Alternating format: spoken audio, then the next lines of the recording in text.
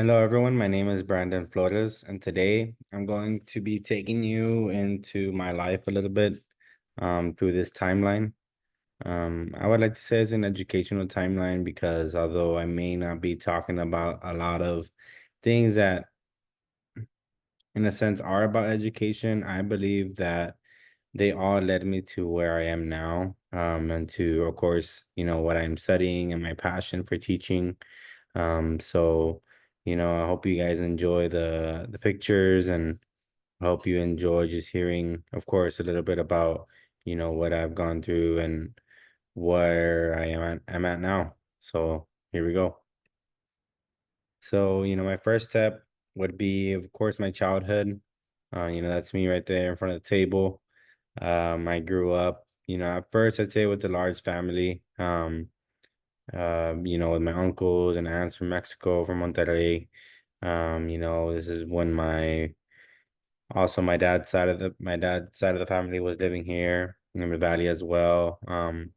We did live in a poor neighborhood with a lot of crime and a lot of, drug trafficking and everything. And I think that that just made me aware a lot of my surroundings. I was really observant, and I think at the same time that kind of made me curious about really, like, of course, out of the child's curiosity, what was really going on, in the adult side of things. But at the end of the day, I think when I would go to school, that kind of would be lost, as far as, what was going on at home.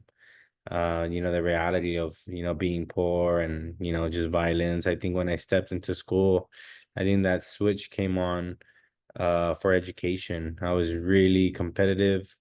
I would take pride in when I would be the first to finish a workbook, or finish a book and just know the answers in class. I took a lot of pride in it. Scoring a lot of A's, honor rolls, president's list. And in regard to that, I just remember third grade reading, I mean, receiving an award for, top student in the third grade class. And think I still have that trophy to that day. I think that was really sort of, the foundation of where my confidence came from for just, I guess, feeling smart or being smart. And of course, my competitive for sports just kind of started growing. And uh as I, went into elementary, I I that never left me. In this picture right here was in Rodriguez Elementary, and I remember that was probably like my third school. Within those 2 years, I would be back and forth from Baltimore, Maryland, back to here to Texas, and then back over there. And, really my parents, getting kicked out of houses, getting evicted. And, so they went where the work was. My mom, worked in a lot of factories, and my dad was in and out of jobs.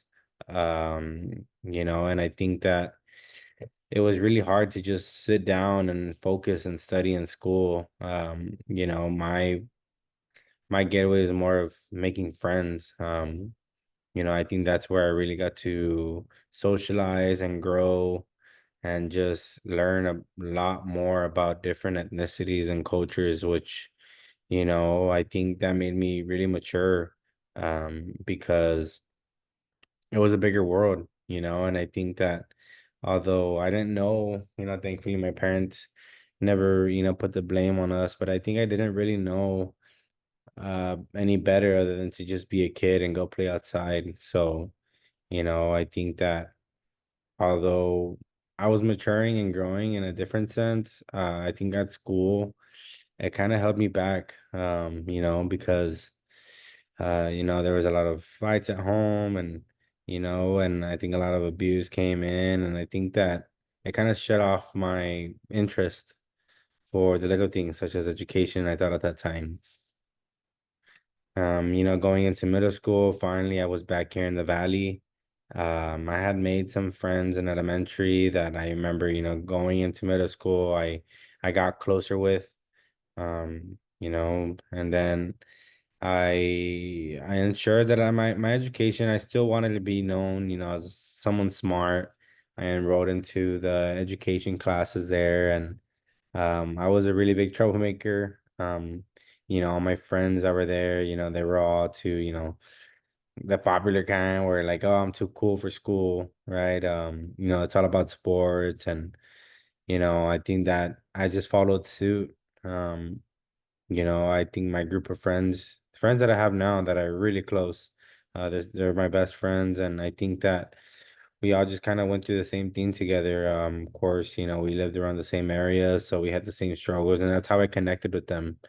I think at that moment in, life, I think school wasn't really a thing for me. It wasn't something that I went home and told my parents, so like, oh, I passed this test, or oh, I got an A, because they had their own problems, going through divorce, and I think that, you know, I, living in the projects, I just think that there was more, more to worry about than, a kid's grades. That was my mindset.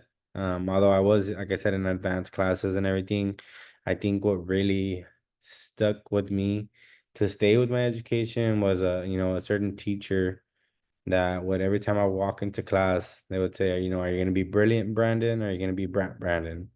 Meaning, was I gonna be a smart Brandon today? Because I knew I had a lot of answers, I had a lot of knowledge, but sometimes I could be Brandon, where I was disrupting the class, I was being, you know, uh, you know, trying to be smart with the teacher and everything. And I think that teachers have a lot of powerful words, and I think she was able to challenge me of, if I can be smart today, why not be it?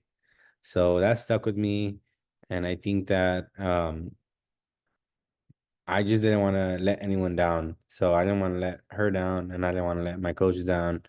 I think the only thing was, I didn't care to let my parents down or anything. So that's where, like in high school, I think that I matured more into, I knew where I wanted to be. With my dad leaving the house, my brother's getting older, me kind of still being more close to my friends, not really being home.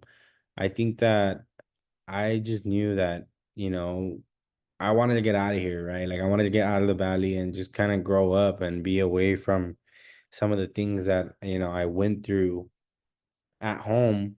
I think that I knew that education was the only ticket out, but unfortunately, me not taking my AP classes seriously, not really taking school seriously in general, I think that that really was detrimental to my future, just because at the time, I was really, I think I had like a 2.0 GPA or even lower. I couldn't get into any colleges, but and especially, I was, I would like to say I was pretty good at sports, but not, with those grades, I couldn't get into anywhere. So I think my dreams and goals of becoming, a college athlete, I think just kind of dwindled. And that's when reality set, when I graduated, like the picture here. At that moment, I was like, I was proud of what I did, but in my mind, what was going on there was like, hey, I'm not, you know, you can't be a football player in college if you can't even get into college or anything, or soccer player, right? Like, so I was like, what am I gonna do? And um I think I had to be real with myself and really tell myself what I wanted to be. At this time, I didn't want to be a teacher because I just got out of school. I was tired of school, I didn't want to do that. But I knew I didn't want to go to college, not because I didn't want to study or anything. I just wasn't ready for that. I wasn't mature enough to go through another 4 years, and I didn't want to waste money and put myself into debt, or my mom in debt. So, yeah, I think, after that, after a year or so in college and kind of failing some classes and working at the corner store, I consider at the age of 19, I considered, well, I did join, the Marine Corps. I, uh, like it says here, I consider the lost years, mostly because, again, I joined for more of the benefits, having a career, having some money in my pocket. I did get married at 19 as well. And, I think that I used more of the military to just kind of give me some time to think about what I wanted to do with my life. Of course, here in this picture, I was working with the Border Patrol there in Arizona, and, Lower California, by San Diego, um, and, stuff like that, like deploying to, of course, South Korea, Japan. Of course, those things really even furthered my maturity, furthered, my experience in life. And I think that I knew I had high goals for myself, so as as the window closed, and my contract was ending, on my fourth year, I think they assigned me to go teach recruits from boot camp how to shoot.